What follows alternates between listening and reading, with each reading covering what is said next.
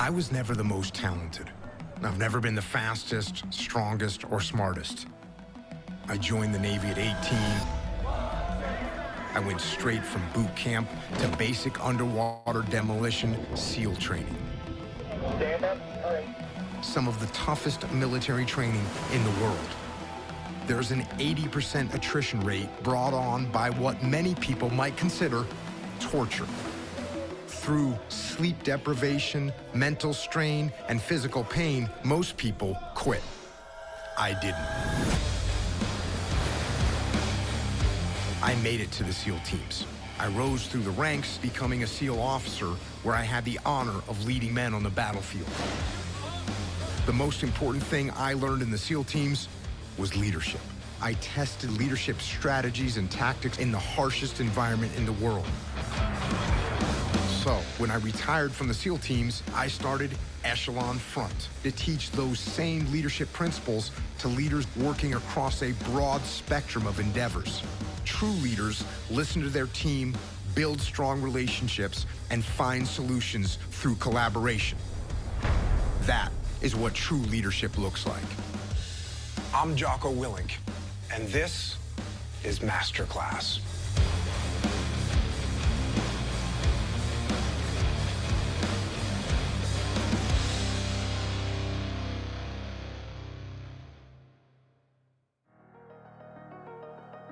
Today, I'm meeting with a group of professionals, all from different businesses, who want to be better leaders and managers. They're probably thinking my leadership style is all about barking orders and imposing authority onto people. But that's not my style at all. In fact, I consider that behavior the worst form of leadership.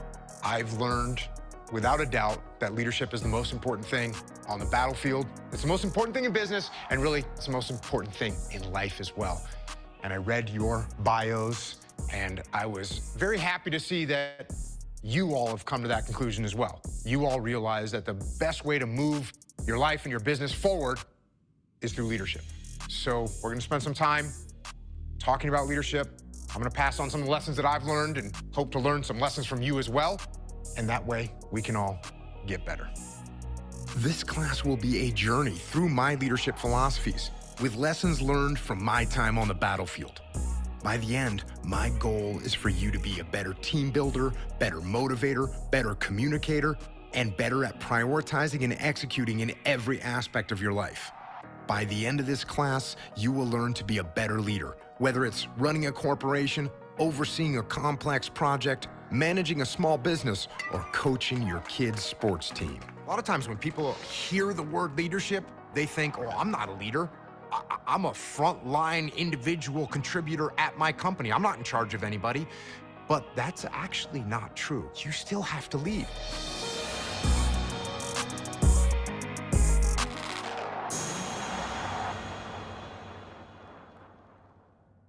Sometimes you have to lead your peers to get them to move in the right direction. Sometimes you have to influence or lead your boss because your boss doesn't see something that you see, or they're making a decision that doesn't make sense for you on the front lines. So you have to utilize leadership to lead up the chain of command to move your boss in the right direction. So no matter where you are inside of a company, you are in a leadership position.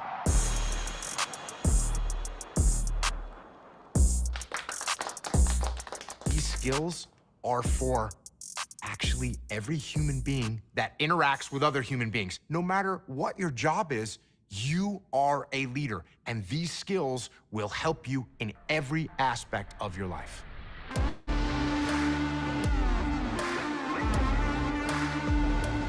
So to start this off, what do you think makes a good leader?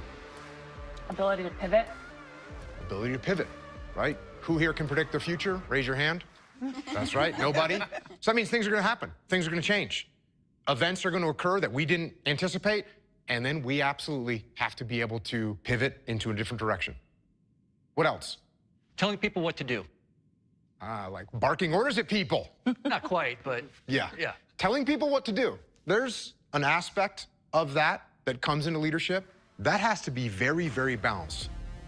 You know, when I first started working with civilian companies, one of the first CEOs, He says, I really can't wait till you come up here and whip my people into shape. And I said, hey, if you're looking for someone to whip your people into shape, you should probably find someone else. Whipping people does not get the best out of them. The authoritarian leader that barks and yells and runs roughshod over everyone, that's the type of leader that they will get the job done for a short period of time. Because if I'm afraid that I'm gonna get fired, then I'm gonna do what you tell me to do if you come and yell and scream at me. But when I get home, of course, I'm trying to find another job. That's a very common misperception that people have, especially about military leadership, that the military leader is the authoritarian that's going to just smash people to get them to do what he wants them to do. This doesn't work. No one likes being told what to do. As a matter of fact, we all, as human beings, have a little psychological feature. It's called reactance. Reactance, a motivational state characterized by distress, anxiety, resistance, and the desire to restore the loss of or perceived loss of a behavioral freedom. And when we get told to do something, our natural reaction is to push back. 99% of the time, for me as a leader, I don't want to have to tell anybody what to do. Wow. In fact, for me as a leader, I don't want to have to say anything. The ideal operations that I led in combat, I didn't say a word. We would pull up to a target, the mission would commence, the assault team would move towards the target. I didn't tell them to go there. The breach team would go over the wall and set the breach on the door. I didn't tell them to do that. The external security team would set up their positions. I didn't tell them to do that. Everybody knew what to do. The best missions that I ran, I didn't have to say anything. So that became my goal. Can I have the team understand the mission so well? Can the team be so well trained? Can the team be so empowered that I don't need to do anything? That's my goal, is to become a silent leader. The silent leader takes a humble approach, is open-minded, listens to other people's ideas, empowers their team to plan and execute, and focuses on relationship building. On the other end of the spectrum, the authoritarian leader is someone who is closed-minded, power-focused, ego-driven, imposes their own personal plans, and demands strict obedience. If you make it your goal to be a part of a team and be leading a team where you don't have to say anything, that's going to guide you in the right direction for leadership. When I don't have to talk to my team, when I don't have to look down and in at my team and what they're doing, what does that allow me to do? It allows me to look up and out. Where's that next opportunity? Because we're gonna go get it. And one of the challenges all managers and leaders face is getting that next opportunity to move up to the next level, to get promoted. I wanna dive into some of your challenges. Marcus, I understand from reading your bio, you're in a situation where you wanna move up.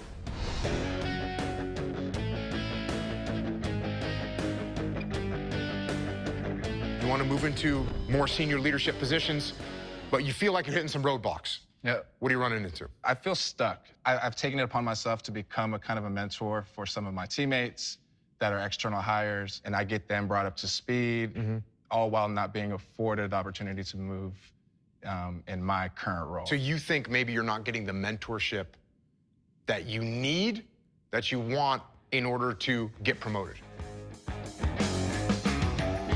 Marcus had the feeling that he wasn't having the opportunities that he thought he deserved. And I actually, in just getting to know Marcus, I think he actually does deserve some opportunities. But instead of him saying, what can I do different? He was sort of looking around him and looking up the chain of command a little bit and thinking, hold on a second, shouldn't I be guided a little bit better? Shouldn't my path be presented a little bit clearer? And that's great. And you know what? That could possibly be true. But Marcus can't control that. What Marcus can control is Marcus. A couple things that you need to figure out. Number one, hey, is there truly an opportunity for you to advance sometime in the foreseeable future? If that doesn't exist, you do actually need to start figuring out what a possible exit strategy can be. Yeah. That's the reality of the situation.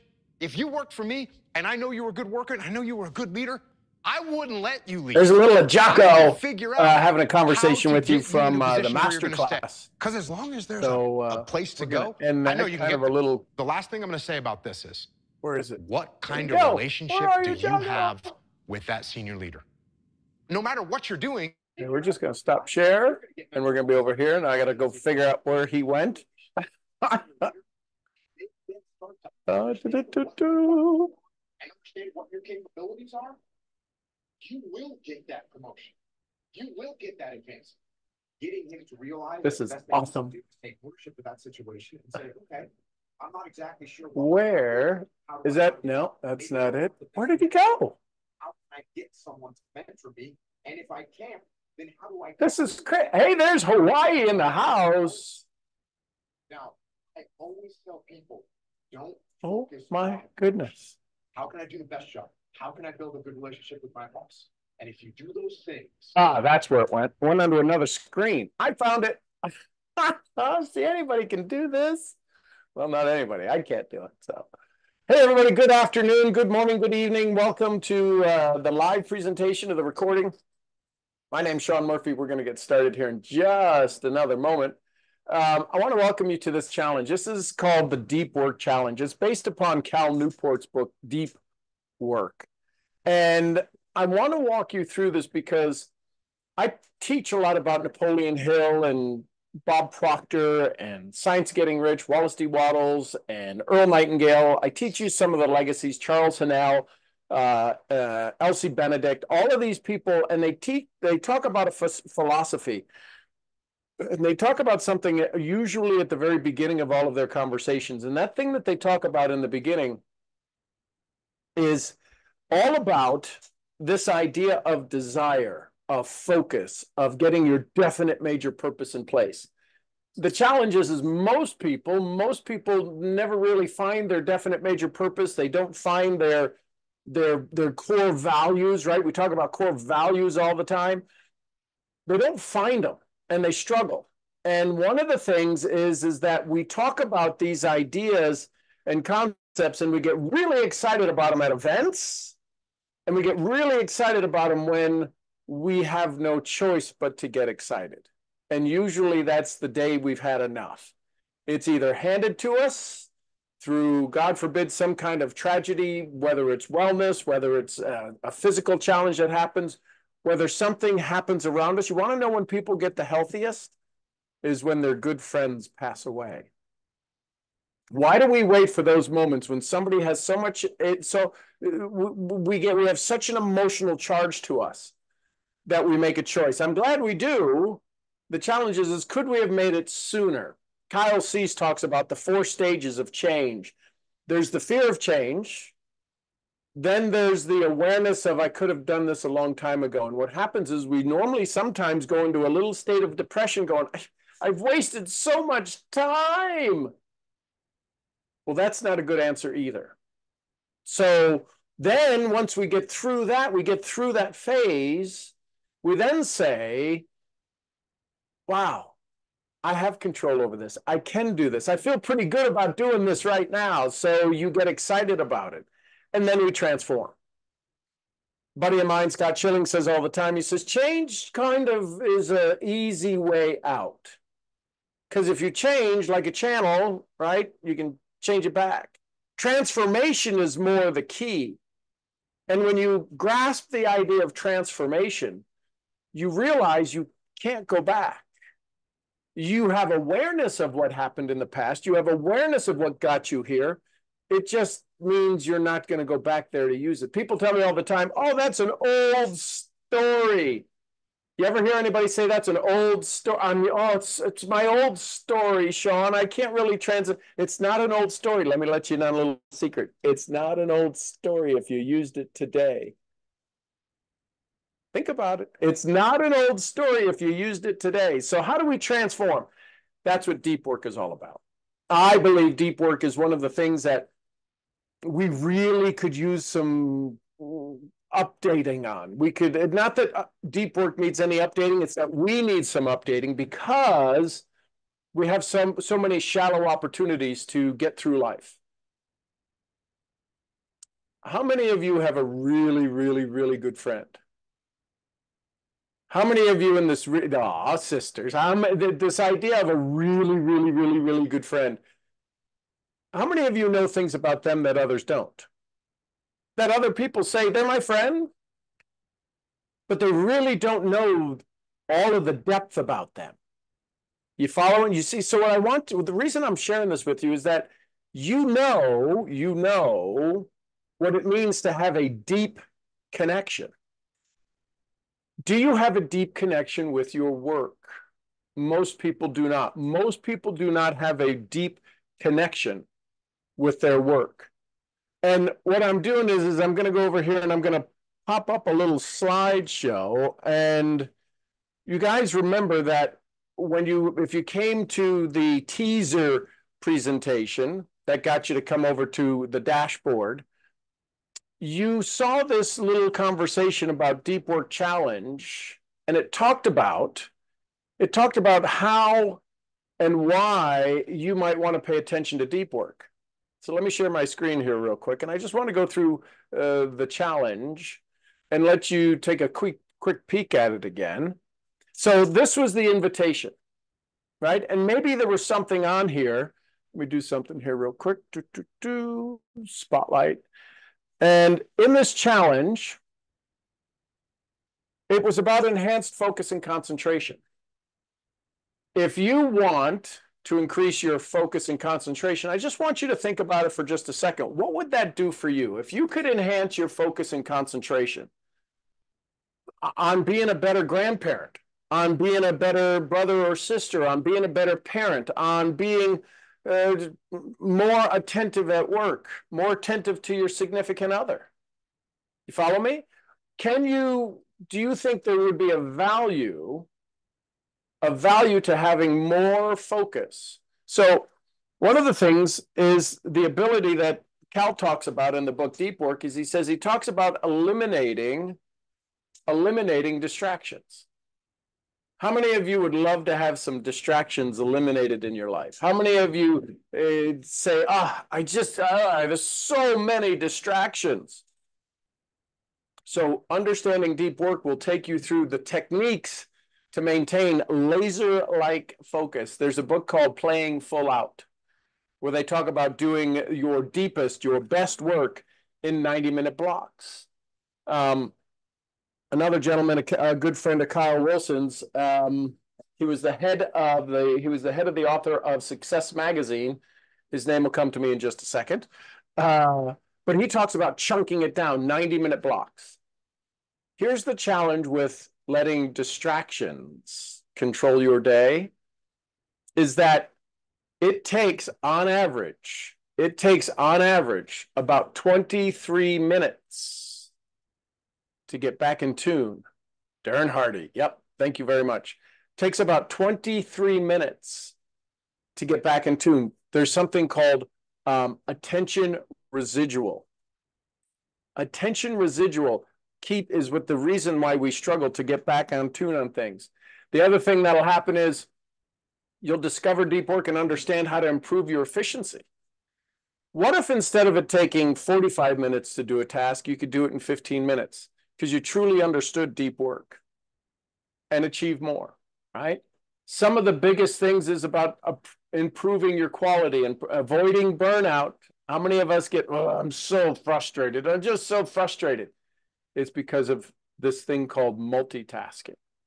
Produce higher quality work, reduce stress, right? All of these things. I'm going to go into the presentation in just a minute. This was the invitation.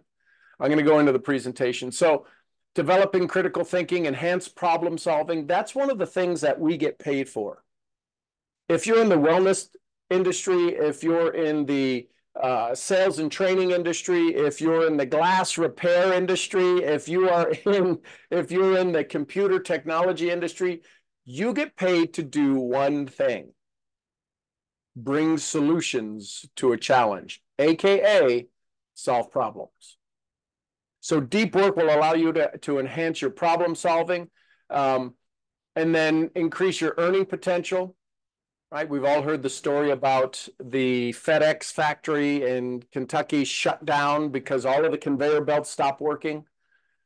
And they've been looking at it and working on it, and it's costing them hundreds of thousands of dollars per hour of lost productivity, lost revenue.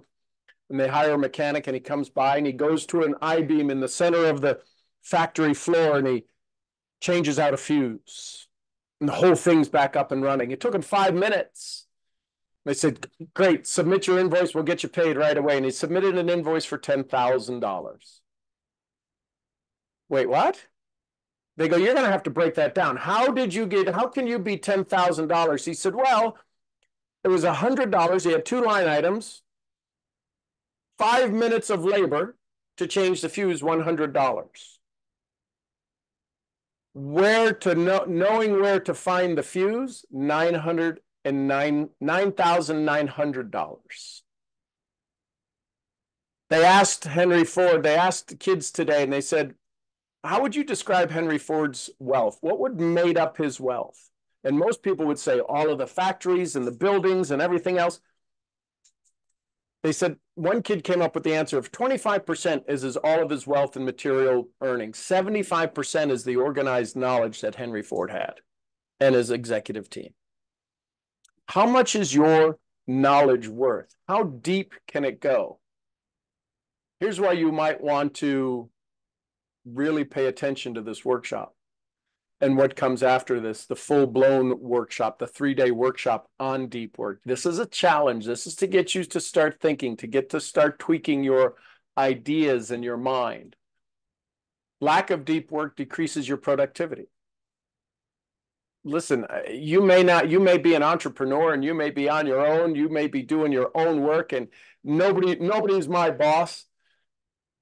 You still have to produce content. You have to produce value. What did Jim Rohn say? Become valuable to valuable people. Deep work allows you to become more valuable to valuable people. You get low quality.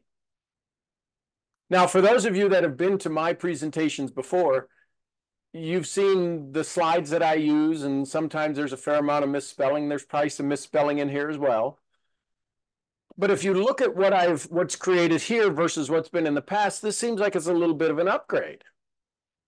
Well, because I want to make sure that my message isn't lost by the distracting factors of the way I normally do presentations. Does that make sense? So I went a little deeper. I said, there's got to be more. I've got to go deeper in understanding how can I use technology to help present a story that allows me to be the messenger and not the mess.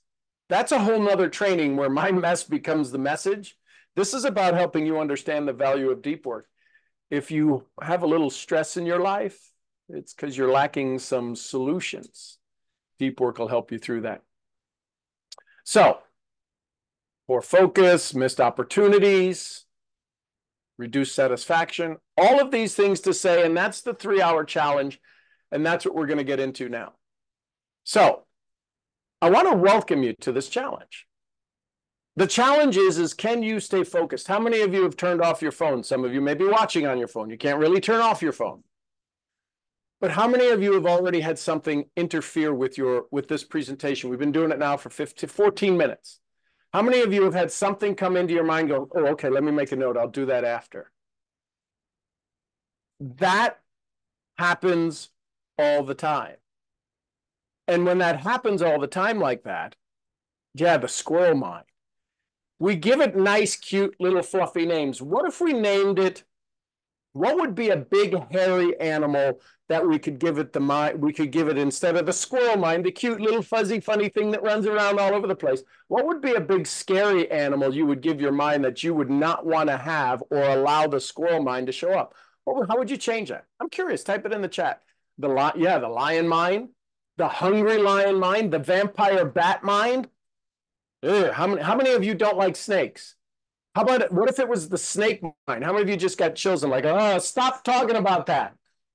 AKA, that's called neuroencoding, by the way. So these are the words that we use. Part of deep work is paying attention to and knowing exactly what it is that we say to ourselves. So, y'all ready to get started? If you're ready to get started, drop an S in the chat. If you're ready to get started, drop an S in the chat. Yeah, call from school. I hear that. I used to be the one when the teachers would say, "We're calling your mother." That would put fear into my heart. The calling your mother mine. And then when I became the parent of Mason, Mason was a little hellion in kindergarten, and we would get calls regularly because he was a big protector of people. And if somebody was pushing somebody, do you know kids in kindergarten and first grade when they kind of shove each other playing around? Mason didn't put up for that. He would flat out tackle you, lay you out. Didn't lay out anybody cold, but he would. He was a fascinating piece of work in kindergarten. We're like, where did he get this from? Because none of that's me and none of that's Michelle. So this whole idea of deep work allowed me to understand a little bit more of just how to be a good egg. So can you all see that now, the presentation? Okay, here we go. So mastering the idea of deep work. Let me turn off these. Where is it? Okay. For some reason, hey, well, where'd it go? Okay, here we go. So this is about unlocking your future with deep work and becoming very clear with all of the things that you have available and the ways that you can unlock your deep work. Does that make sense? Oh, come on. Here we go. Hey, listen, first one's the worst one. How many of you are going, man, I wish I could just do this. And this is, you're seeing me right here. This is what happens. This is live, not Memorex. So all that being said, okay, I got to hit this button. Got to learn. All right, here we go. The agenda is we're going to do a little introduction of what deep work is based upon what Cal Newport says. We're going to talk about the benefits of deep work, understanding how deep work can enhance your focus, boost your productivity, and improve the quality of your work. Consequences of not doing it, we just touched on, and the strengths of mastering deep work. Most people say, I just don't have the time. I'm so busy. I don't know that I can't meditate for 2 hours a day. I just can't do that, and I can't do this. You know why? Because your brain is wired for shallow work.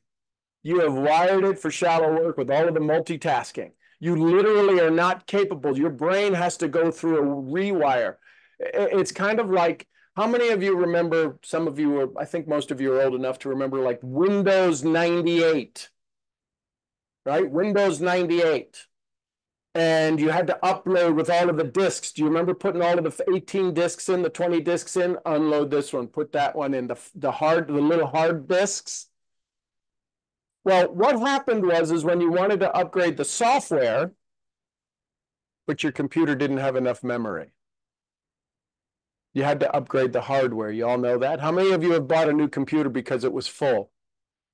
Yeah, I don't know what to do. I got to upgrade the hardware. I got to go from 2 megabyte of memory, 70 megabyte of memory to 2 gig of memory. This understanding deep work is an upgrade of your hardware. You're literally upgrading your hardware. So what is deep work? Deep work is the ability to focus without distraction on cognitively demanding tasks. How many of you have ever had surgery? Are you glad your doctor was doing deep work when he was doing surgery on you? Hey, listen, I'm going to do brain surgery and juggle and do a live on Instagram and Snapchat. What you do is valuable. What you do is valuable. Write that down. What I do is valuable. Because when you realize the value that you have to provide, the skills you have to provide, you will begin to change the way you look at things. Wallace D. Wattles in his book, Science of Getting Rich, says it's not about doing certain things. It's about doing them in a certain way. To continue on, it is a crucial skill in today's fast-paced, technology-driven world where the ability to concentrate and produce high-quality work is increasingly valuable. So, think about your world for just a second. What would high-quality work in your world look like? Just think about it for just a second. If I'm doing a sales presentation, does a high-quality presentation include dialogue, include some more specific information particular to my client versus a generality? Does it require me to create a deeper conversation with my customer? When I was in traditional sales, I worked in the phosphate industry, in the paper mill industry, in the water treatment industry, in the wastewater treatment industry, and the utility world. My customers did business with me because we didn't have to do a presentation. Right? What's that phrase? People do business with people they know, they like, they trust. Now, in the beginning, I did the presentation, and I did it with such a focus on the return on investment. I'm a huge, huge proponent of doing presentations that are ROI, return on investment. So I would learn their business. I would spend hours and hours and hours to understand how an evaporator works in a phos acid plant when it takes phosphate at a 1% concentration because of all of the water in it, to when they used it in the attack tanks to crush the gypsum, to crush the stone, to put in sulfuric acid and hydrochloric acid so that it could attack the phosphate and begin to break it down. Now there's phos acid in this at a very diluted rate, so they put it through evaporators. And while they went from evaporation, they went from 29% to 32% to 54%. And they had to use a tremendous amount of heat on the outside of these tubes to concentrate it. Well, if water is an issue, where do they add water into the system? On all of their pumps that move this fluid around, they had a packing system that required the addition of water. I took out 300 gallons out of the process stream per minute over the course of a dozen pumps. It saved them almost $1 million a month. So I went deeper into the concentration. I sold seals. I'm not supposed to understand how phosphate acid is produced. I share that to say, do you understand how people produce their income? If most people are manipulating, doing hands-on, they have to show up for their work. Now we have remote work, which requires people to have more discipline. Do you understand that when you have deep understanding, you can do deeper work by having conversations with people? How to leverage their current time to produce more income? So this is why deep work, understanding deep work, it's not just you becoming a better reader, you becoming a better learner. It's about you becoming a better earner. Write that down. Better earner. Deep work gives you that. Why deep work matters. Enhance focus and concentration, eliminate distractions, and maintain a dedicated, focused mindset. So you ready for a little quiz? I want you to think about a purple bunny. Purple bunny, that's it. Just purple bunny, just a purple bunny, nothing else, purple bunny. And for those of you on camera, raise your hand when you thought of something else other than a purple bunny.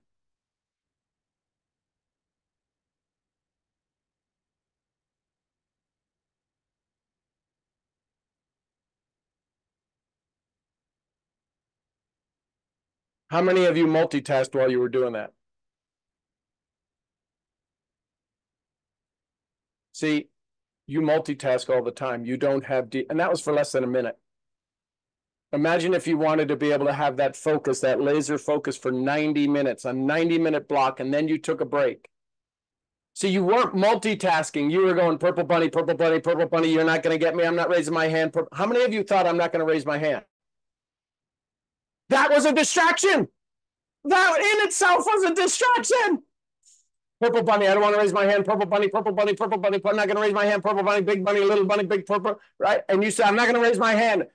That was the distraction. But you weren't multitasking. You weren't purple bunny. Let me see. Do I have any coffee left? Purple bunny, purple bunny. Do I have any? Deep work. You just went through a little fun example. And in 1 minute, we found a handful of distractions. Now, because we're so distracted, if you've ever scrolled on to, listen, I'm probably the worst when it comes to scrolling, right? A goldfish has 10-second attention span. Anybody know what our attention span is? 6 seconds. A goldfish can have, goldfish has deeper work than us because they've programmed us that way. So deep work will boost your productivity. All of these things to say, you can Google the Pomodoro method. It's pretty amazing how it works. All of this to say, I really want you to get excited about the quality of your work and how you can improve it by embracing continuous improvement to create exceptional results. This isn't about more time. The reason most people struggle with focusing attention, or they struggle with accelerating or elevating their game. How many of you say, I got to elevate my game? I got to raise my game to a whole new level. They translate that into saying, I got to do more. Right? Whenever you've asked anybody to participate with you in your business, whether it's a side gig business, replacing their executive income business, hiring you as a consultant to go help them improve their business, everybody thinks they got to add more, do more. I don't have enough time. I got to squeeze you in. How many of you've ever heard somebody say, let me see if I can squeeze you in? Squeeze me in? I'm about freeing you up, baby. You don't have to squeeze me in. This is why what I do is called personal undevelopment. Personal undevelopment. Deep work is the undevelopment of distractions. You get that? So, enhancing focus and concentration. How do you create a distraction-free environment? You got to turn some stuff off. Now, this isn't just metaphorically speaking. If you're going to go to work on your computer, open one browser and shut out all the other browsers. How many of you have on your computer right now? If I went and looked at your computer while you're working on it, how many of you have 15 tabs open with 15 tabs on it and 18 pages open, and your computer, the hardware, the memory's going, oh, do I have to keep all of these open? One of the things I'm going to ask you, no matter whether you participate in the deep work training or not, I want to give you so much value right now that you can go do some incredible things with just a little finite education. So first thing is if you're going to go create some content, if you're going to go put some memes together or some phrases together and you're using ChatGPT, you're using technology, only have that tab open. Don't have the distraction. Turn off your alarms. Turn off. Listen, one of the greatest things I ever did was shut down all of the little things that fly in the top right of my corner. You got another email. You got another email. You got an appointment coming up. You got this coming up. And just that look, ladies and gentlemen, just that look is an attention residual that you've got to wipe out, that every time you look up takes about 20 minutes to get back in tune with what you were doing deep work wise. Because I promise you, if something kicks up there, you either know it, oh, there's that email from Tom. I wonder what he said. I'm going to check it later. I wonder what Tom said. I'm going to check it later. I wonder, shit, what did Tom say? I wonder what it's, and then one pops up and go, who's Phil? And now you're not even looking at it, but you're thinking the whole time while you're trying to get back to work, who's Phil? So one of the first things you can do is look at your day, look at the rest of the day. When we finish up here in about another half hour or so, when we finish up here, look at the rest of your day and see what floats in, what involuntary visitors show up. This isn't like a mastermind where you have voluntary thoughts that pop up. These are involuntary visitors that pop up that you have to pay attention to. How many of you, your phone bings? How many of you my heart stops when I'm sitting with somebody in their phone bings. It's just, maybe it was because when we were $1 million in debt and do you think when you're $1 million in debt, the bill collectors call you a lot? I had to turn the bing off and the vibration off. I had to go on silent of silent, put my phone on sleep because the vibration on the table, It still has me PTSD'd. That was almost 2 decades ago. But it's still, right now it's almost comical going, I don't owe you any money. That's my response. It's a whole nother story. Maintain dedicated workspace. How many of you know if there's some people who have sugar challenges, they recommend they eat at a regular time. So their body is used to when it's going to dump the insulin and do the things. They say in order to get a better sleep, you should do what? Go to sleep at the same time. How many of you think sleep is important? Would you like a little tip on deep work of sleep? Go to sleep with a sleep mask. If you do not have a sleep mask and you have a clock, how many of you have a clock in your room? How many of you can read the clock? I don't care if it's on the lowest thing. How many of you have a nightlight in your room? That is enough to disturb your sleep. No, I sleep fine. Really? Yeah. How would you know? So a sleep mask is a very good thing. Maintain a dedicated workspace. Set clear objectives. We know all of this. We know all of this. It's just we do it at a shallow work. We do it at shallow work. How many of us have ever decided to sit in the shallow end of the pool so we could drink? Wait, what? How did we go? Where was that left-hand tangent? Just to bring it back to reality. If we're going to do unsafe things, we try to put ourselves in a safe place, don't we? Think about it. If we're going to do some unsafe things, we put ourselves in as safe a place as possible. Does that make sense? Well, if we're going to do shallow work, we avoid getting hurt.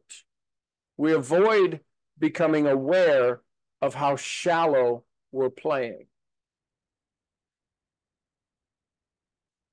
Boosting productivity.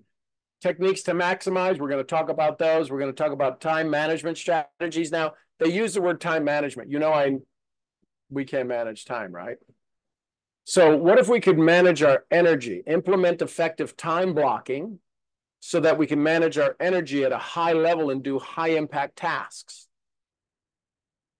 And then the Pomodoro technique, 25-minute intervals. Now, Darren Hardy talks about chunking it, 90-minute blocks. You can do 25-minute intervals. They say if you're sitting at work every 20 or 25 minutes, if you just get up for 30 seconds, get up and walk away 30 seconds, change your focus. Look on your phone, not for all of your emails, at images of your family, things you love.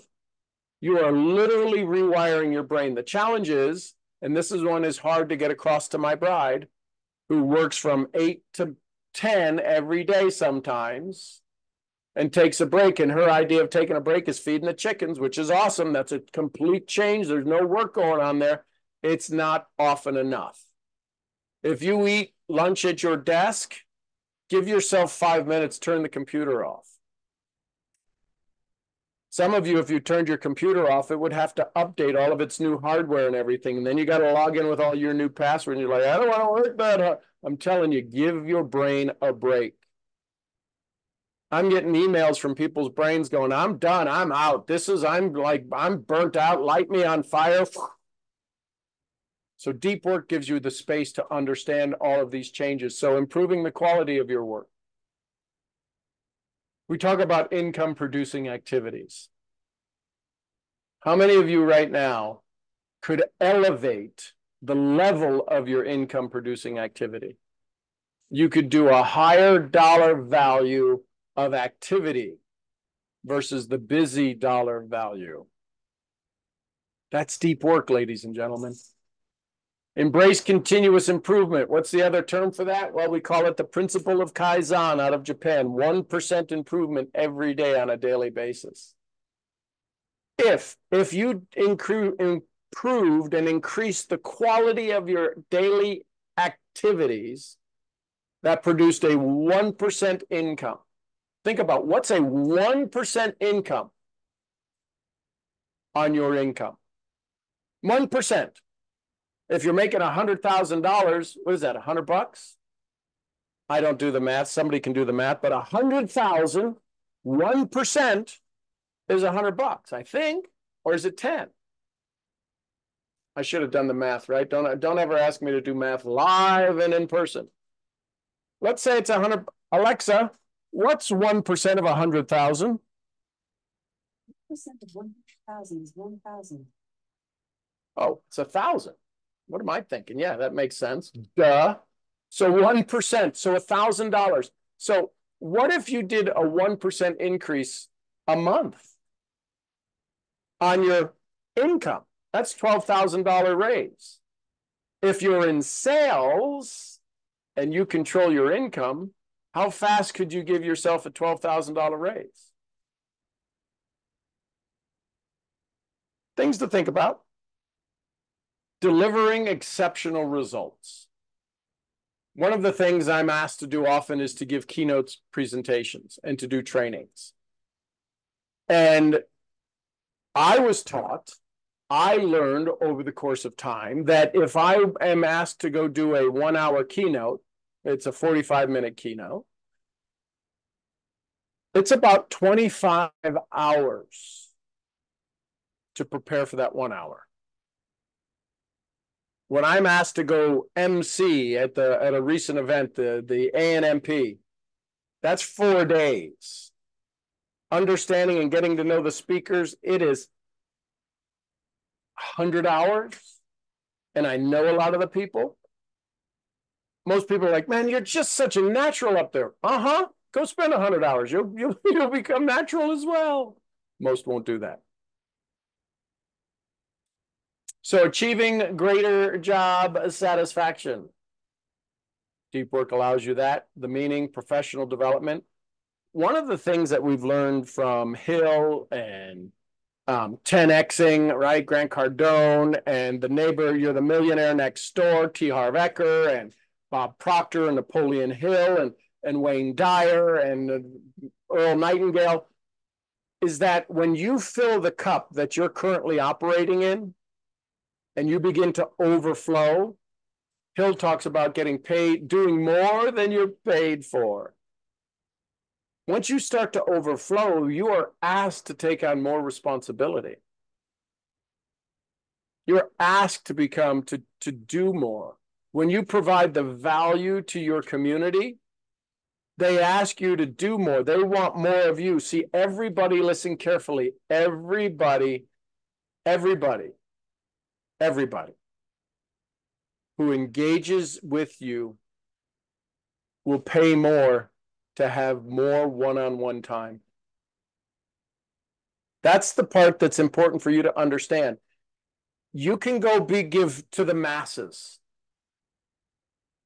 Give people a chance to raise their hand. When you understand deep work and the value you can provide to somebody, they will ask you for more of your time. And that, ladies and gentlemen, is how you increase your income. And a sense of accomplishment. That's pretty basic. That's pretty straightforward. Reducing burnout.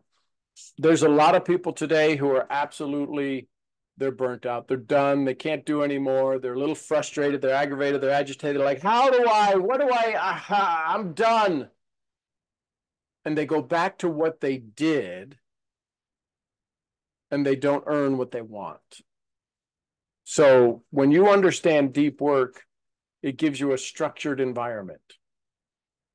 How many of you have seen the video? How many of you have seen the video of the admiral all in white, and he's giving the commencement speech to university? He says, let me tell you some of the principles that I used to maximize my career. And the first thing is make your bed. The reason they have you make your bed is because it's the first thing you can do in the morning. It's the first achievement that you could have. And when you come, I'm getting chills thinking about it. And when you come back to your bed, it's already made. It's something you did. And it's a reminder that you already achieved something. AKA, what do I talk about in our morning calls? The evidence file. So having a structured environment allows you to go deeper into work. And listen, this isn't, okay, so now I got to go do a 90-minute deep work. You'll spend 90 minutes sharpening your pencil. Do people even sharpen pencils anymore? I don't think so, but you know what I'm saying? Let me get all my pens. I need 13 different colors. I need a red for this and a blue for that and a highlighter for this. And I needed that. And I got to get my notes ready over here. And let me get my Otter open so that if I start to read it, I can take my notes. Done is the new perfect. So you can get started. It's a work-life balance. They say the average family would, this was a decade ago or maybe 2 decades ago, the average family would avoid significant hardships with an extra $400. Now it's probably an extra $600, $700. $600 or $700 a month could save so many families from heartache and frustration. If you have the ability right now, today, in the next week, to go generate an extra $600, $700, it's because you're in sales. Sorry, you're a salesperson. You have the ability to influence other human beings at your own will and desire and providing the best valuable service. You can create a better work-life balance. You've got social media. If you sell products, you only have to get better at making your presentation. You don't have to go put more gas in the car. You don't have to go get a car that has AC in it. You don't have to do all of that. You have the chance to go deeper into your presentation and learn the skills, not more, not throwing more up against the wall. This creating this work-life balance, you can create more income in a shorter time today through technology and the use of your brilliant brain. It's time to go deep in that. And preventing burnout. Pretty simple conversation there. So developing critical thinking skills. Most people don't have the ability to critically think. It's the ability to provide solutions to challenges. Tony Robbins says we don't lack resources, we lack resourcefulness. Oh, I don't know what to do. How many times in the last week did you say, I don't know what to do? I don't know. How many times did you say, I don't know? That, ladies and gentlemen, is self-talk. Instead of saying, I don't know, say, I'm looking forward to the solution. Sean, you need to build a rocket. Well, I'm looking forward to that solution. I need you to learn how to herd sheep. I'm looking forward to that solution. I can't herd the 6 I got. How am I going to help you herd a couple hundred? I'm looking forward to that solution. Say it, say it. I'm looking forward to that solution. Mouth it. Say the words. I'm looking forward to that solution. Doesn't that feel better? Doesn't that allow you space to go investigate? The brain looks for 2 things. Will it kill me? Or how fast can I recognize the pattern? And if you say, I'm looking forward to that solution, the brain's going, well, we got to have the solution somewhere. And this is where you can access the ether, the place where all information exists. You activate your God source, your universal connection, and you go, I just had a crazy idea. How many of you have ever said that? How many of you have ever been around somebody that said that? I just had a crazy idea. So if you say, I love finding that solution, I'm looking forward to that solution, this is going to be awesome. Instead of, geez, I don't know. Because the brain says, well, if you don't know, then you should stop. See, I'm just not teaching you deep work in the program.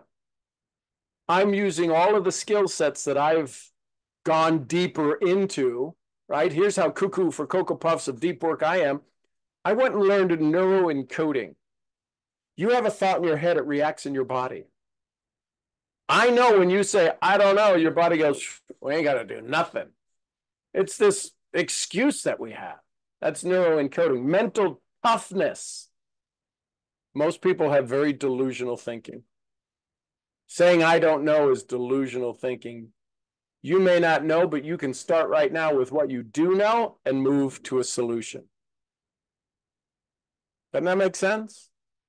See, if we just get a little bit more, if we just get a little bit tougher on ourselves to find the value that we have to offer versus, I don't know, and I don't want to work that hard. Now, there's some people out there, you're not going to invite them to a new arena in their life. They're the ones that are the one who points out where the strong man stumbled, or where the doer of good deeds could have done them better, right? The line from the poem, The Critic, the speech that Roosevelt gave. It's not the critic who counts, or who points out where the strong man stumbled, or where the doer of deeds could have done better. The credit belongs to the one who's in the arena, whose face is marred with sweat and blood and dust, who knows high achievement. Got to ask yourself, are you willing to step into the arena? Deep work puts you square in the middle of the arena. The reason most people get out of the arena is because they're not doing deep work. They're not solving the issues. They're not becoming creative. Does that make sense? Uninterrupted work allows you to have these new ideas. How many of you have ever been talking to somebody and you had an idea and you go, no, stop. Let me, hold on. How many of you had a great idea and somebody said something and you lost it? You're like, and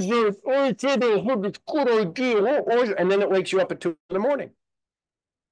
Ta-da! I'm here. And decision making. My daddy said, you never make a bad decision. You could have only made a better one, but not making one. The end of that poem from Roosevelt says, you'll at least know high achievement. And if you fail, you'll fail daring greatly. And you won't be, what does it say? You won't be amid the cold and timid souls who know neither victory nor defeat. You've got to ask yourself, I'm willing to step in. I'm willing to step up. I'm willing to go get this done in this lifetime, not the next. This is the power of deep work. Increasing income potential, better job performance, career advancement, higher salaries. You look at Elon Musk. Kind of sounds alien sometimes when he's doing an interview, doesn't he? The way he just goes off and says, well, I don't agree with that. What? How could you not? Wait, what? And we're talking, and just a brilliant mind. I think we need to have multiplanetary species. Just say that and see how your brain goes. What are you saying? Multiplanetary species. I think we should be a multiplanetary species. Oh, really? I probably a good thing. Cultivating a growth mindset. When you have deep work, you find the thing. Listen, my deep work started when I was 14. I said, I'll never have another bad day. And I've been doing pretty good. I'm not always perfect. But I made it my life's mission. I didn't know it then. I was very selfish in the very beginning that I became a lifelong learner on understanding human nature. I had been given some skills as a child of being able to read handwriting. My dad used to slide. He'd have people do a kind of we're looking to go buy a business or partner in a business or invest in a business. And my dad would bring me. Now, I was 7, 8, 9, 10 years old. This happened ever since I was probably about 7 to 8 years old. And I had this God-given gift of being able to look at somebody's signature. I couldn't explain it, but I could look at their signature and I could listen to them talk and find out if they're true. Because your signature describes your truth. Who you are speaks so loud, I don't need to hear the words coming out of your mouth. And your signature speaks volumes about you. So I would read their signature. And my dad would look at me and I'd go, and he knew what that meant was they weren't speaking to the truth of their signature. They were lying about the business. They were lying about something. Now, as I got older, I really understood that. I did more deep work under that. So the lifelong learning, why did I become a lifelong learner of personal development, neuroencoding, self-talk, mental toughness, addiction to approval? Why did I go into all of those arenas? Brain health, understanding how do we upgrade the hardware of our brain? How do we deal with Alzheimer's and different mild cognitive impairments? I didn't know any of these words. I barely made it through high school.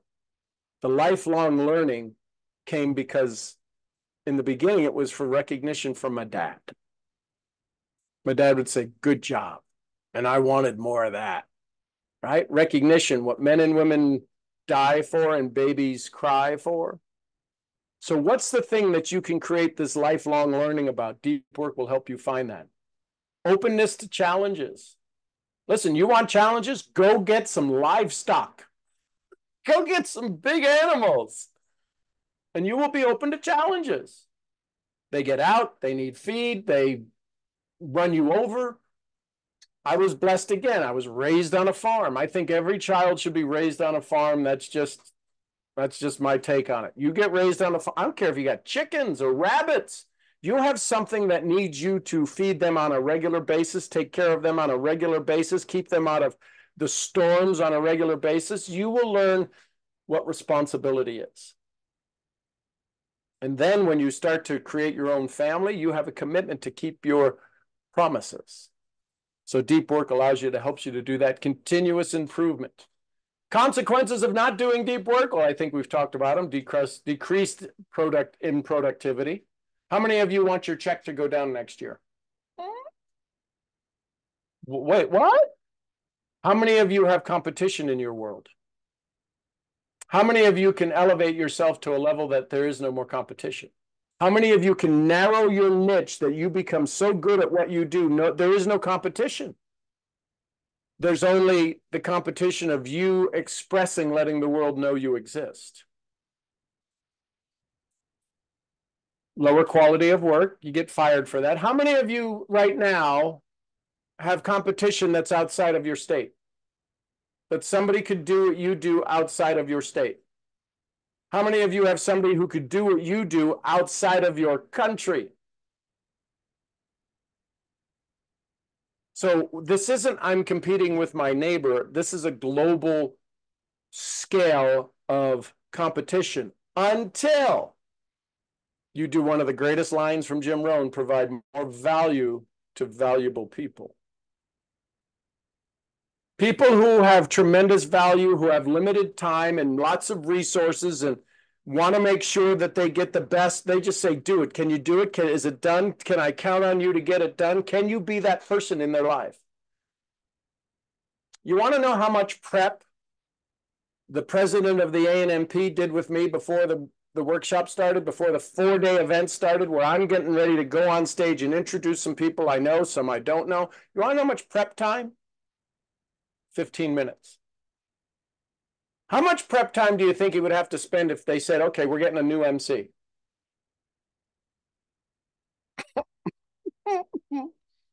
Wouldn't have to spend a week? Yeah, I mean, and then shadow them and oversee them. When I get on stage, he can go to his room. And I've gotten better. I've gotten better. So what I'm saying is that deep work allows you to have free reign. So let's work together and get you a little bit deep.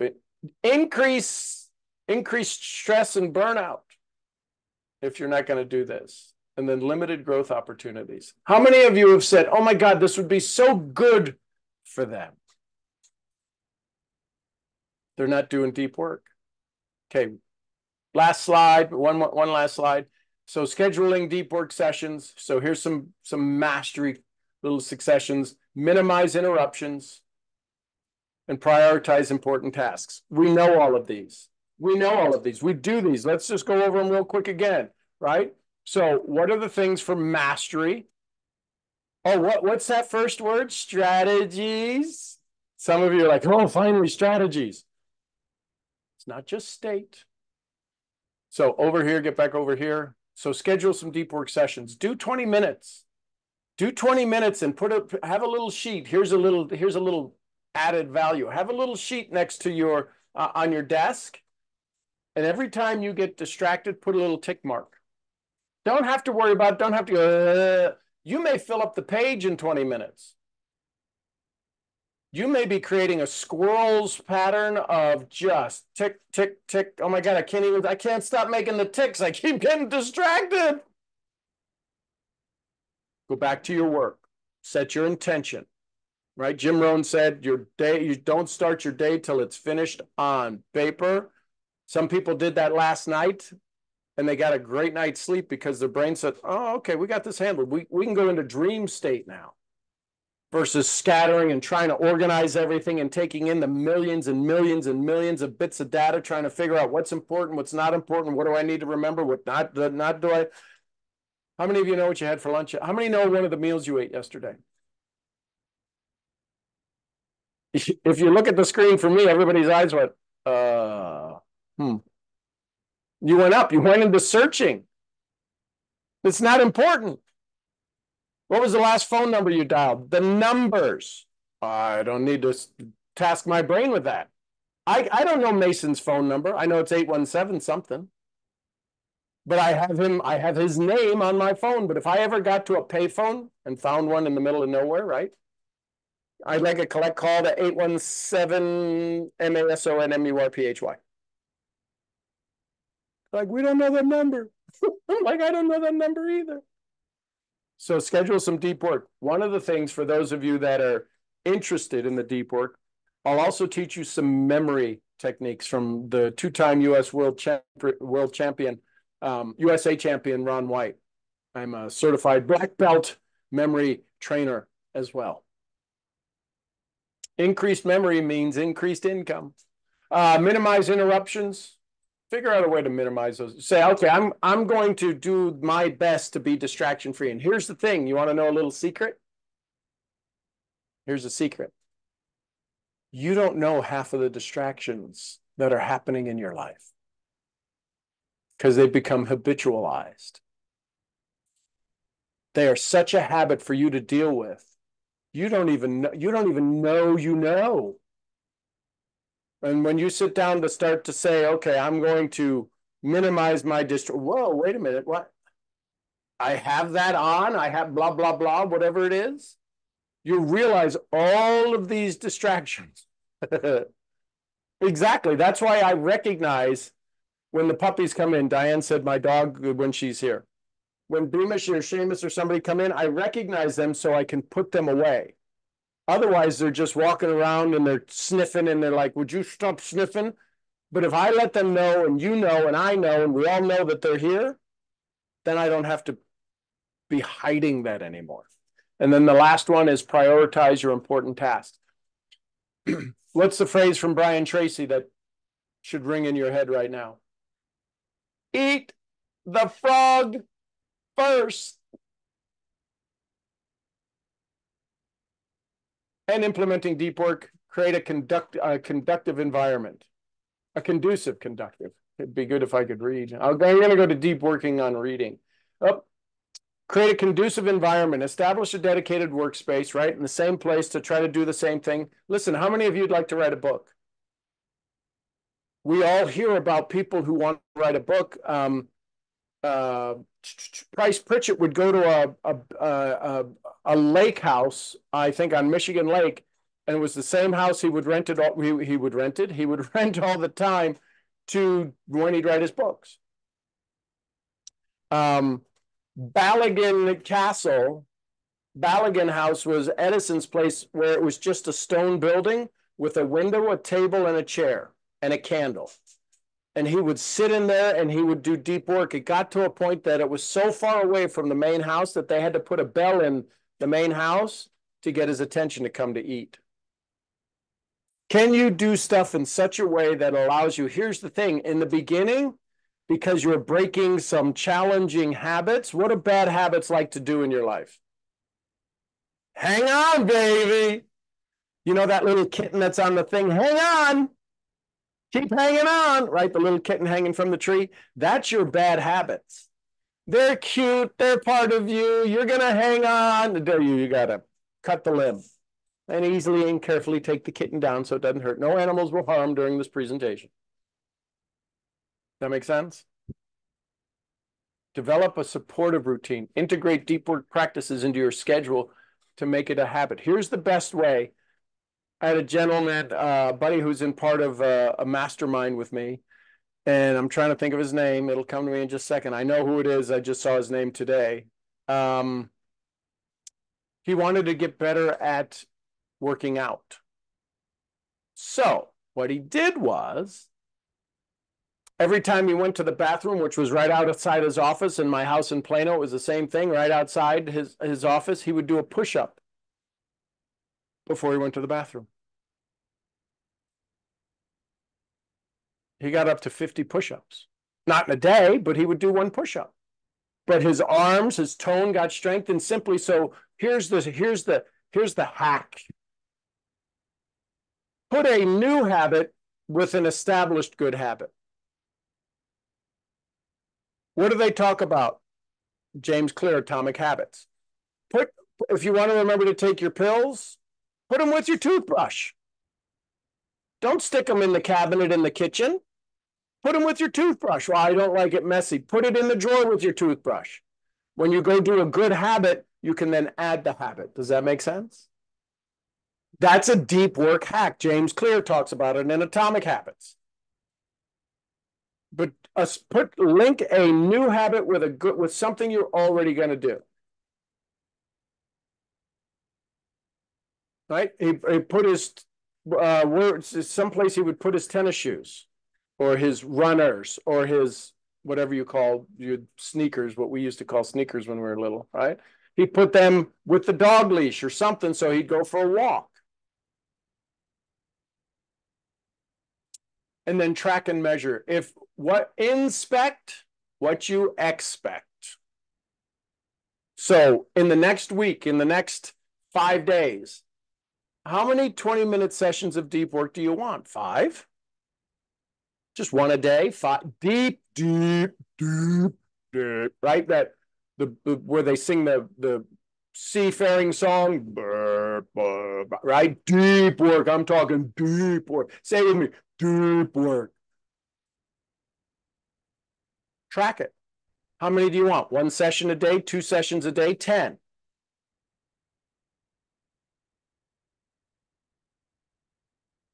So I think that's it in our slides. Stop share. What'd you learn? What'd you like? What's your takeaways? Tomorrow we'll go into some more of the techniques, some more of the understandings of what deep work is. And then today was an hour. I had them scheduled for 90 minutes, but today we'll probably wrap up before the 90 minutes is over. What would you learn? What'd you like? What's your takeaways from today? How important it is for us to do the blocks of time and focus the deep work. So we were scratching. Well, I was scratching the surface. I wasn't delving deep enough. Well, and here's the challenge. Once you go deep, right? We have these associations. We have it like who's the one who went down the rabbit hole? Alice, right? We think going down the rabbit hole we're gonna be cuckoo for Cocoa Puffs. We probably we can go deep without getting lost. Here's the thing about going deep, it raises our vibration. We develop more confidence, we develop more security. This is the challenge with chakras in the I am statement. I am a millionaire. You ain't even scratched the surface on it. You're not doing the activities, the actions, the mindset, the self-talk. I'm gonna be a royal diamond grand poobah with a fez hat. It doesn't happen because we're not doing the work. So when we decide to go do the work, when we say our root chakra, the safety and security, the brain says, I have no recollection of you doing anything even slightly associated with you achieving that task. So then it scrambles our brain. We wind up distracted. We wind up in strategy. Well, how do I get there? How do I do this? Deep work is a state. Deep work is a commitment to a state of no distractions. So I love it. Thank you, Diane. Who else? Anyone else? Thoughts, comments, feedback, takeaways? What you learned? What you like? This Hey, is Ruth. Ruth. Hey, and it's my best friend, Margie. Hey. So I really like the part that you talked about, the 25-minute interval. And who was that again? I'm so sorry. I don't remember. Bob Proctor taught me about a long time ago. Darren Hardy talked about 90-minute chunks, but 25-minute chunks, probably, what's his name? James Clear talks about in Atomic Habits, these focused moments. So for me, Pomodoro. I don't enjoy the 90 minutes Oh, the stuff. It's way too Pomodoro, long. the Pomodoro Oh, method. Pomodoro. That's right. That's right. So I like that a lot better. And I feel that's a chunk that I can handle, that I can focus on. So that was my aha. Thank you. So, well, let me ask you this. You ever been to the beach and you were surprised that it's already time to go? Yeah, we're going today. Yeah, that's deep work. Once you get there and you get totally into it. How many of you have ever been in a situation where time flies? Yes. That's deep work. Mm. So you've done it. I don't want you to think, okay, so now I got to sit here and I got to go, deep work. Deep work isn't painful. Deep work is not painful. It's joyful because you're doing the thing you love to do. You're getting through the thing that you don't want to do, and you can see the other side. Oh my God. You want to know deep work? Shoveling out the stalls. Yeah. Cleaning up after the sheep. Deep work. I'm one pitchfork closer. I'm another pitchfork closer. Look, I can see it actually shaping up and cleaning up. You feel good when you're done. Yeah. I love it. Thank you. Hey, Louise, and from Hawaii to as far the other way, Miami. Hi, Sean. So yeah, it's raining down here. You guys are getting a lot of water. Yeah. Problems. I saw a meme where a guy opened up his Bentley and the water flowed into his car. First world problems. Yeah, my husband said it was a very scary drive home because he was using the sedan and I have the pickup. So I told him to take the truck today, but he didn't listen to me. Anyway, so I'm wrapping my brain around my questions again. As a mom, like, my brain is many times in like 10 million directions at once. Yep. And like I will forget slightly, like just for a moment, but then I'll remember what I was doing, like I always feel like I'm just like all over the place. And I try to focus. Like today, I do well when I'm by myself. Yep. I put like things on a list. And like if I'm working with my hands, I can focus really well. Like I started putting together my thing for my office here, and I had to put a timer on so that way I stayed on task for the call today. And because I was like, okay, if I stop at this time, I'll just pause my project and then go on to it. But I notice when I'm doing like anything digitally or talking to people over the phone, or if it's in person, I do well at staying like on task, on time, just focused and involved in my work. But if it's anything like digitally and it involves electronics, love-hate relationship, I get distracted very easily. And so I'm trying to navigate that a little bit better. And yeah, I don't remember what the other question was. So a couple of things. One, when you read, do you kind of sometimes fall asleep when you read? Do you get drowsy when you read? So I have to read the same page like 10 times over because I literally sit there and I read it, but I don't like regurgitate it. So here's what's happening. So with reading, about 43 to 48% of our time is spent retracing what we read. Yes. So read with your finger. The physiology, put your finger in motion, read with your finger, and you'll wind up. I know we were told in school, don't read with your finger. Read with your finger. Put your finger on and you're going to read the words and you're not going to be going back. Okay. Second thing, the reason that you read it 10 times and you got to read it 10 times to remember it is because your brain is constantly active and it says speed up. So in speed reading, you see pages of information, paragraphs of information, complete sentences of information without having to read the word. Your brain is exhausted trying to read so slow, and then it's retracing and it's already skipping ahead and you don't know where it's at. And you're like, I don't know what I just read. Yeah. So that's one thing. So one, use your finger. The second thing, when you're doing digital, check in every 5 minutes. What did I just learn? Know that you have to deliver a nugget every 5 minutes. So Ron White teaches in memory, when you walk up to somebody, what do you do when you're walking up to somebody? Somebody says, I want to introduce you to somebody, and you're walking from the place you were over to me to introduce you to somebody. What's your brain doing? Oh, I wonder if it's a thing. I wonder, oh, look at her shoes. How's that? I wonder, oh my gosh, look at that. Oh my, I wonder if they're going to see the stain on my thing. Do I have anything on my teeth? And then you get introduced, and the brain does this in the first 5 seconds. It makes 105 decisions about the other person in the first 5 seconds. So what are the chances of you remembering their name? Goose egg. None. So here's what he teaches. As you're walking to meet somebody, say, what's their name? What's their name? What's their name? And your brain is searching. What's their name? Don't say this out loud. They'll throw you in a loony bin. What's their name? What's their name? What's their name? What's their name? Wait, Ada Louise. It plugs it in. It says, okay, that's her name. I knew we knew the name. We know the name. That's how you think of somebody and wake up at 2 o'clock in the morning. I knew their name. And you're like, hey, how are you? It's good to see you. How's the family? And you're trying to avoid saying each other's names because you can't remember their name, but you know their name and you should know their name. But you wake up at 2 o'clock in the morning, you go, Ada Louise, oh my gosh, that's her name. So you have it.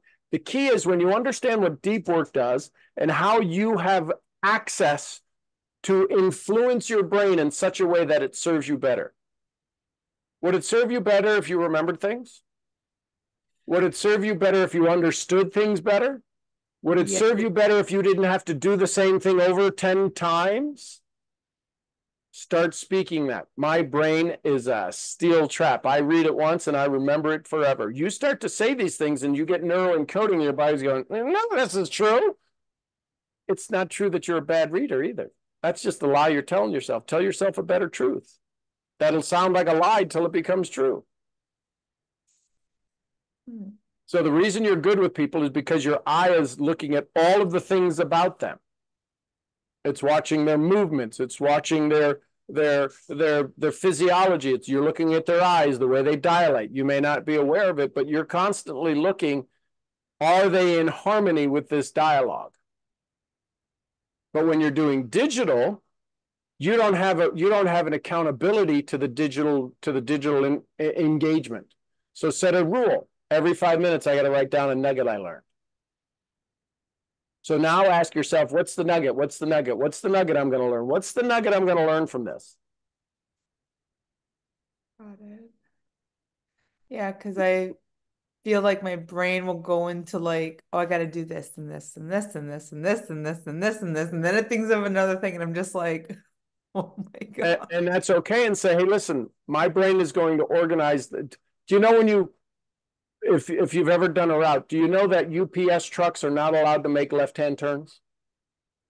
What? Wow. Why? They will have to make, because I can turn right on red.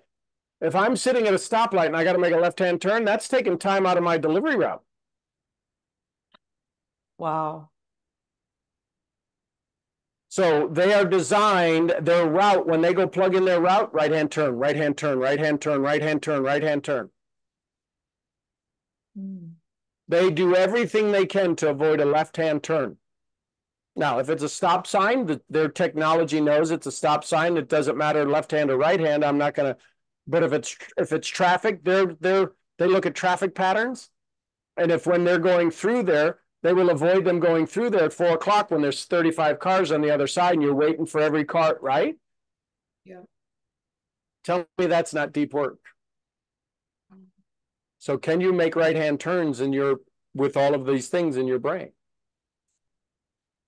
The other thing is you have to create leverage. Deep work gives you leverage. Leverage is the ability to say no to something and the ability to say yes to stuff.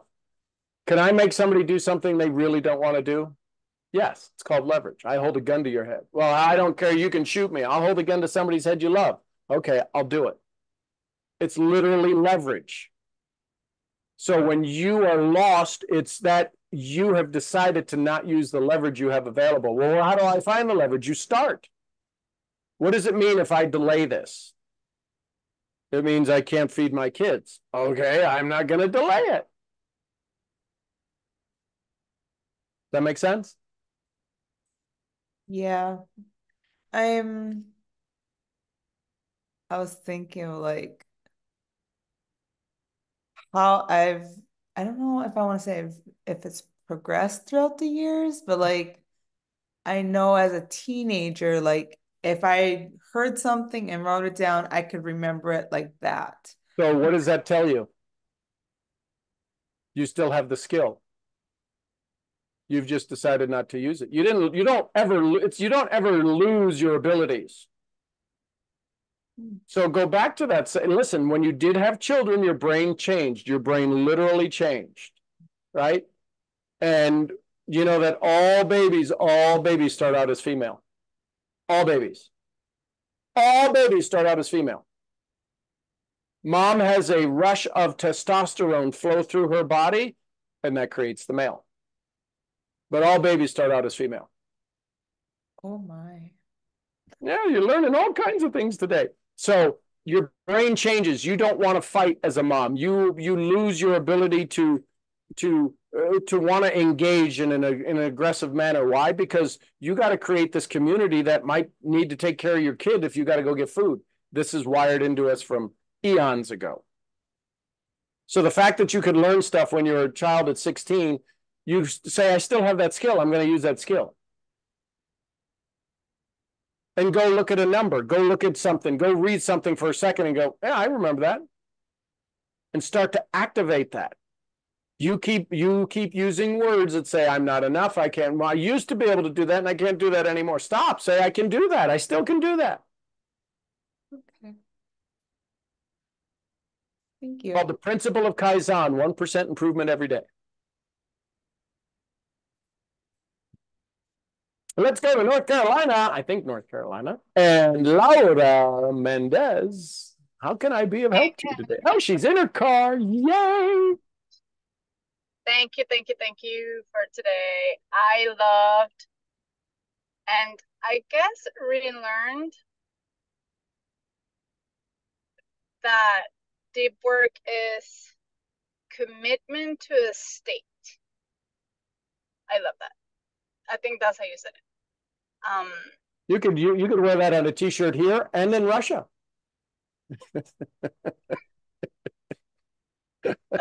So I love that. And I wanted to ask you, which you may have answered that with everything that you just said to her, but I don't know if you have any other thoughts on that. I have noticed that after COVID, my ability to focus has decreased a lot. Meaning like after I had COVID, not after the pandemic. And I also had done like some testing and they told me that my hypothalamus and pituitary gland are very inflamed. So since I know that is, those are glands that are very important for like memory and focus and all of that, I wanted to know if you had any, like, if there was one thing I could start doing today, right, to train those glands so that they can relax a little more and I can be on the way to not be like that and be able to focus a little more. What would you say that would be? I know there is a lot that I could do, but I want to focus on one thing starting from today. So did you say that, and it cut out when you said it, that they were inflamed, or what did they? Yeah, inflammation. There was inflammation in both. So one, more water. How much water do you drink a day? I try to do at least 100 ounces. Okay, so that's good.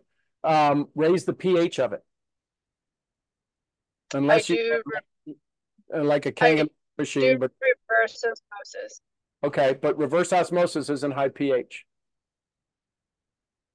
Reverse osmosis gets rid of all of the TDH, the total dissolved, TDS is total dissolved solids. So check the pH. What's the pH of the water? Do you know it? Okay.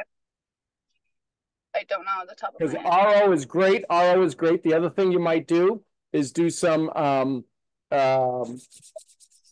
distilled water for a little bit. Do a couple of glasses of distilled water during the day. That allows, because the water is what allows the things in our body to be eliminated. And reverse osmosis is awesome because it has very low TDH. So check out what your TDS, total dissolved solids are. They'll probably be very, very low, right? A reverse osmosis machine, the final filter is usually 0.2 microns. So you want to check. So there's very little in the water. It's very clean water, RO water. It's not necessarily living water, but it's very clean water. Okay. So you want to look at what you may want to look at some ceramic beads to put in your pitcher. That can improve, that can add some far infrared to the water. That helps with anti-inflammatory. Far infrared is a great anti-inflammatory vibration to put into the water. The other thing is check the pH level. You want to go to 8 or 9 to help with the inflammation, right? Do you have a shower filter? Yes. Okay. So when's the last time you changed it? About a month and a half ago. But Okay, I guess great. we can. Okay, just check it. Do you take very hot showers? Hot showers? Yeah. Or very warm showers? Not too hot. Okay, do you take cold showers? Not. You need that will help with the inflammation. It'll help produce brown fat.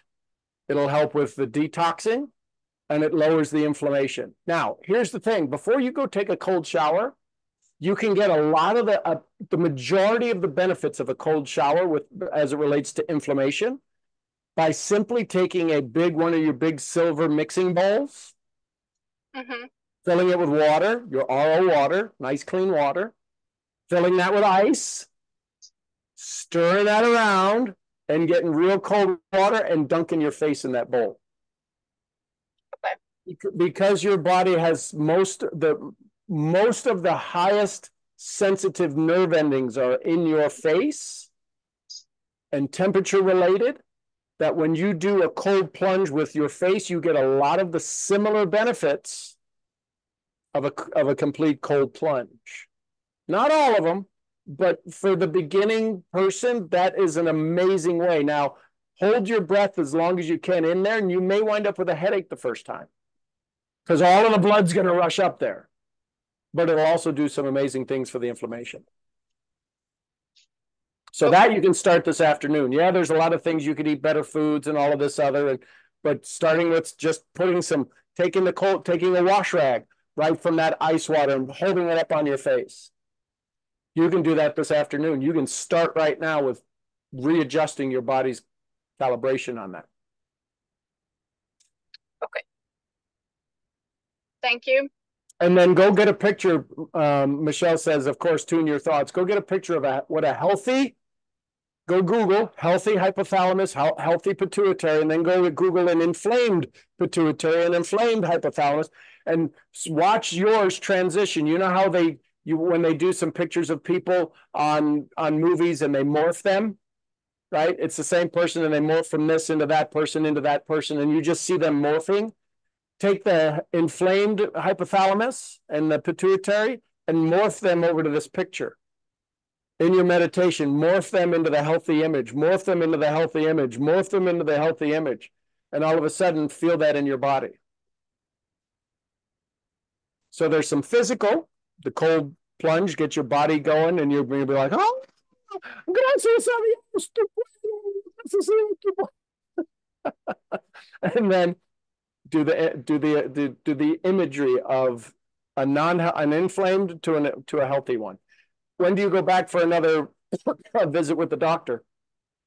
Or have you been back? No, I haven't. I can schedule it anytime. So how do you know it's still inflamed?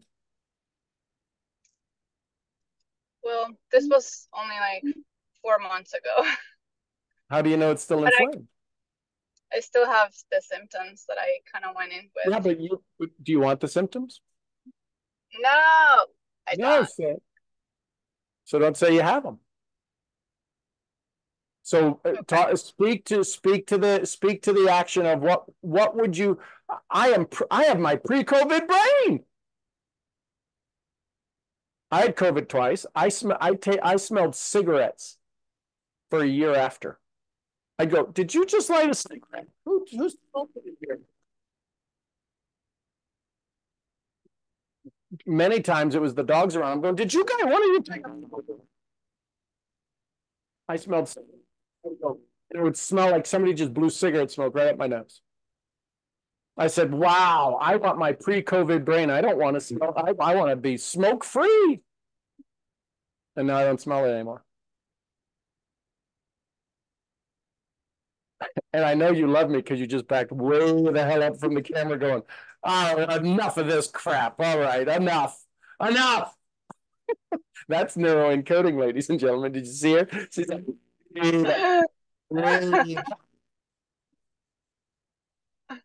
well, you should have turned the camera on 5 seconds ago. So ask for your pre-COVID brain. Go do Sudoku. I don't know if you like Sudoku. I don't necessarily, but things that count backwards.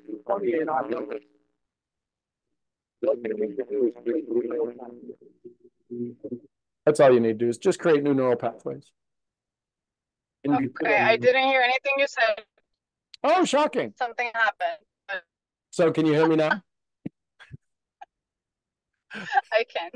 Okay, it would serve you well to create new neural pathways. New neural pathways, and the new neural pathways are things like counting backwards from 50 with odd numbers. Your brain's like, why would I want to do that? Because you want to create new neural pathways. There's again, inflammation, high pH water, maybe a little bit, check the water out, see if it's got any minerals in it. They may not have a lot of dissolved solids. Do the cold plunge, but start to say, I have my pre-COVID brain back. I'm so excited. Gracias a Dios, and my brain is cleared up. I'm ready. I'm focused. And the brain goes, we need to get things back in order.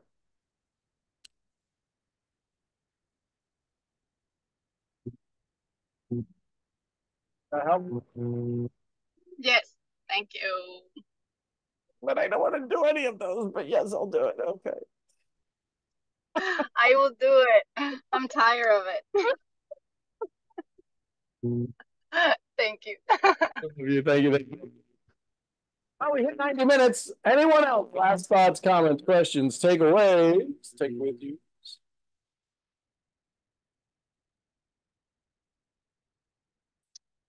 Thank you for being a part of day 1 of Challenge. Tomorrow we'll go more into some tricks and hacks, like how to get in the deep process. This will be a session workshop, and then you'll be invited to a full day, probably 5 hours of really understanding deep work and how to apply it specifically. You're muffled, Sean. Really muffled. I like muffled. Now? No? Yes? No? No.